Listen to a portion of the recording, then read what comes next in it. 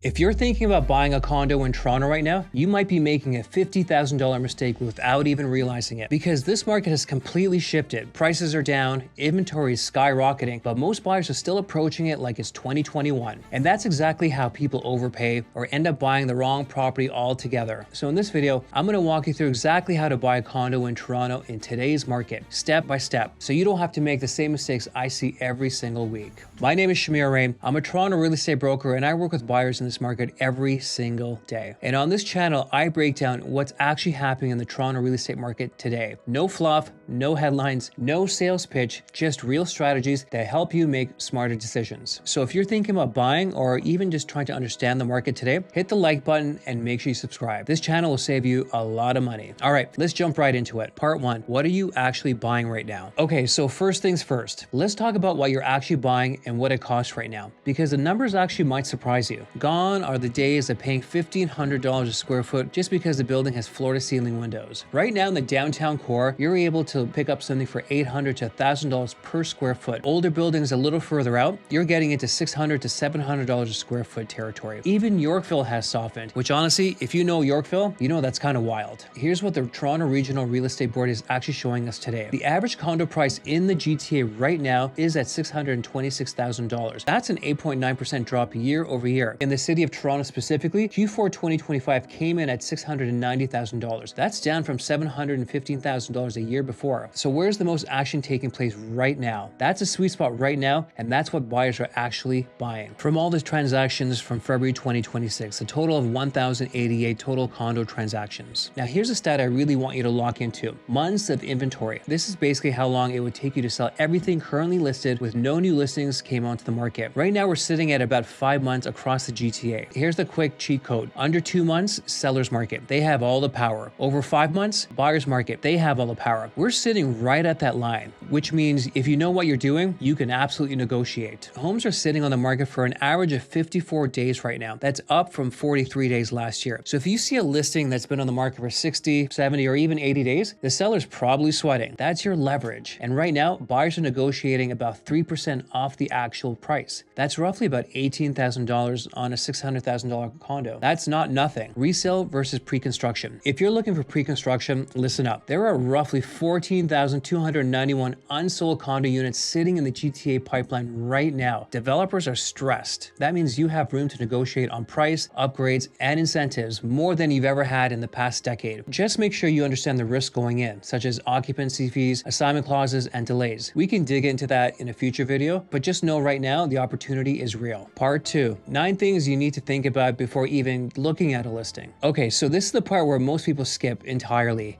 And it's exactly why they end up in the wrong place. These aren't suggestions, these are just filters. Work through all 9 before you even book a single showing. Number 1, get pre-approved first. Seriously, before anything, and I know everyone says this, but people still skip it. Do not book any properties until you get a pre-approval from your lender. You need to know exactly what your budget is, your monthly carrying costs, and where your ceiling actually is. And think long-term because you're probably holding this for at least 3 to 5 years. Number 2, check the owner to investor ratio. You want a building where a healthy percentage of people actually live there. Buildings dominated by investors, short-term renters tend to have more wear and tear, messier common areas, and way more drama with management. Ask your agent for the ownership breakdown before you emotionally get attached to the unit. Number 3, understand your condo fees. Like really understand them. In Toronto, maintenance fees typically run you between 60 cents to $1 per square foot per month. So on a 700 square foot unit, you're probably looking at roughly $420 to $700 a month on top of your mortgage. Make sure you know exactly what's included, such as heat, hydro, water,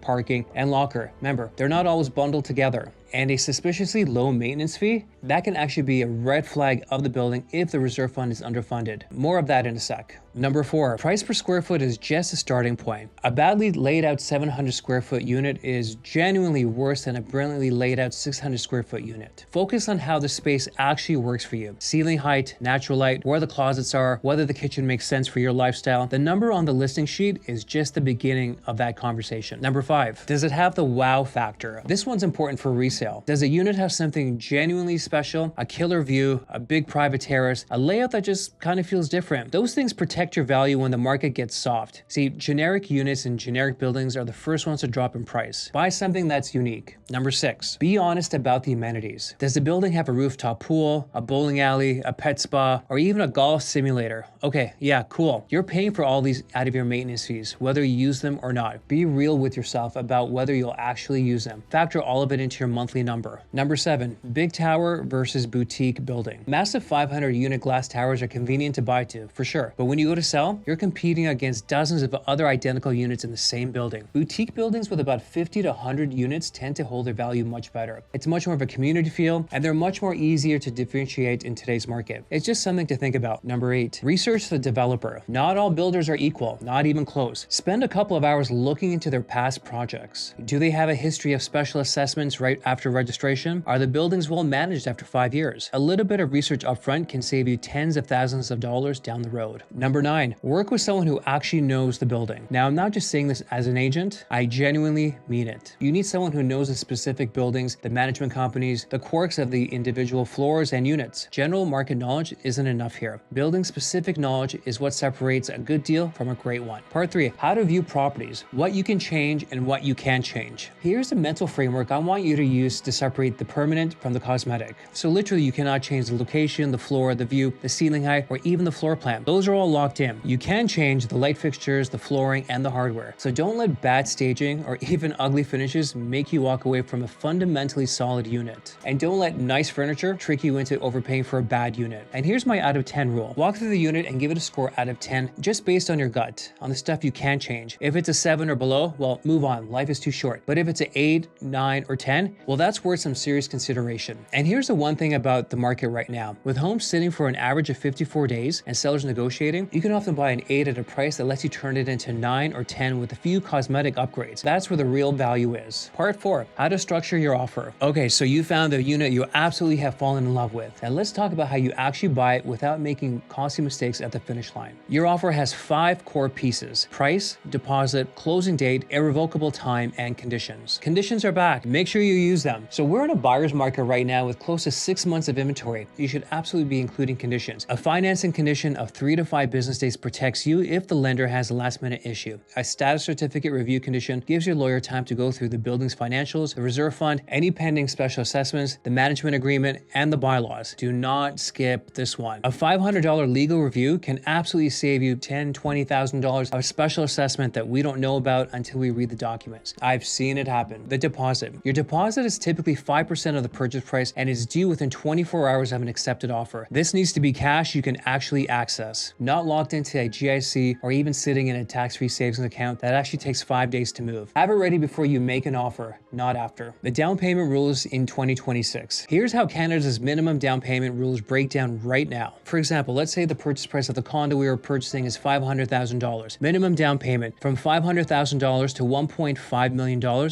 It's going to be 5% on the first $500,000, 10% above anything $500,000. Over $1.5 million, 20% of the full purchase price. So for an example, let's say you purchase a condo for $600,000. Your minimum down payment works out to be $37,665. That's $25,000 on the first $500,000 plus $12,665 on the remaining balance. Closing costs. This is the number everyone always forgets. Here's the one that catches people off guard every single time. In Toronto, you pay the land transfer tax twice, once provincial and once municipal. On a $600,000 purchase price, you're looking at roughly $9,975 each. So that's about $19,950 combined. But if you're a first-time home buyer, you get up to $8,400 back in rebates. $4,000 provincial, $4,400 municipal. After that, your net land transfer tax is about $11,475. Add legal fees around $1,800, title insurance $350, and your total closing costs land you anywhere between $13,000 and $15,000 after the rebates. Make sure you budget for it. Don't be the person who's surprised on closing day. Once your offer is accepted and conditions are waived, your lawyer takes the wheel from here. They'll review title, coordinate with your lender, and handle everything on the financial side at that point. You'll get the keys once the deal registers at the land registry office, usually sometime in the afternoon on your closing date. Look, the 2026 Toronto condo market is probably one of the best buying opportunities I've seen in years. Prices are nearly down 9% year over year. Inventory is a multi-year high, and homes are sitting much longer on the market. Conditions are back, and definitely negotiation is back. The leverage has completely shifted to buyers, but only only to buyers who actually know what they're doing. Do your research, get your financing sorted out early, and understand the building you're buying into, not just the unit. And please, don't let emotion drive the most important financial decision you'll ever make in your life. If this was helpful, don't forget to hit the like button and subscribe for weekly Toronto real estate breakdown. Drop any questions or comments below. I read all of them and I'll try to answer as many as I can. We'll see you at the next one.